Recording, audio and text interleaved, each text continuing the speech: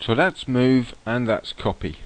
The next commands, we're going to learn how to remove things. So we're going to tidy up the desktop. So we're going to cd to the desktop. So we're in our folder at the moment. So we could go ... or we could go squiggle / capital T desktop. And to remove a file is just rm. So rm our file, and it vanishes off our desktop, and we can see that it's vanished from our directory. Now to remove a directory is rmdir. So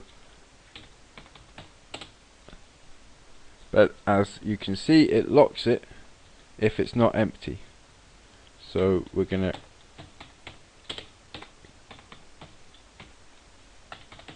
delete from inside there by using our path into there. So remove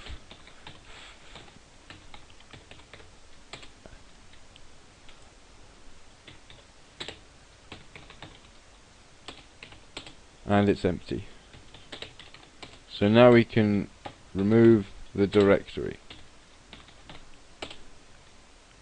and it vanishes off the desktop and it's vanished out of our folder. So that's remove and remove dir, or remove directory. And finally, for this lesson, we're going to learn the Unix trick of globbing.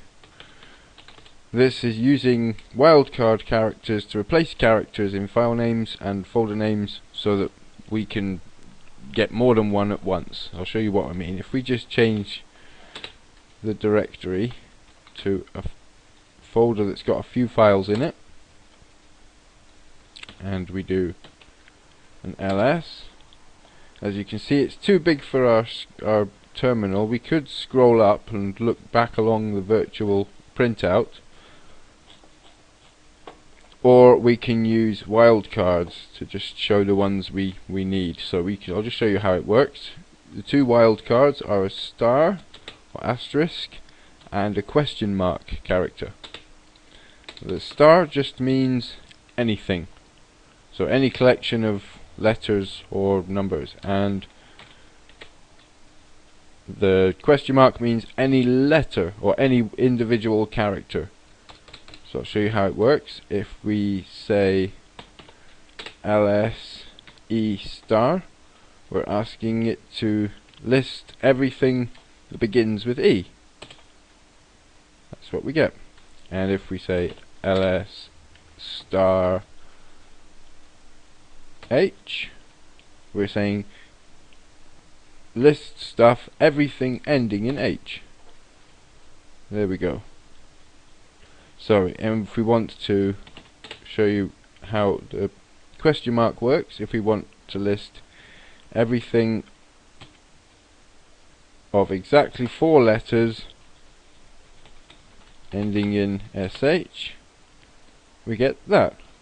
The difference is if we used everything ending in sh, we would even get just sh, which is the program we're using right now, the Bourne shell.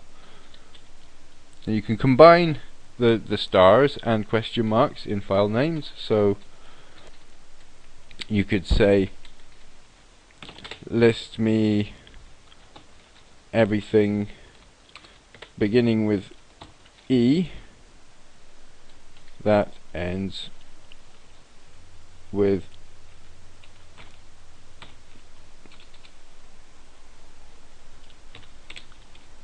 a D, like that.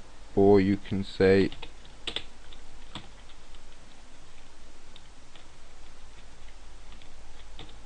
like that. You see the different results, and here we go. That means 2 letters, that means 3 letters. If you typed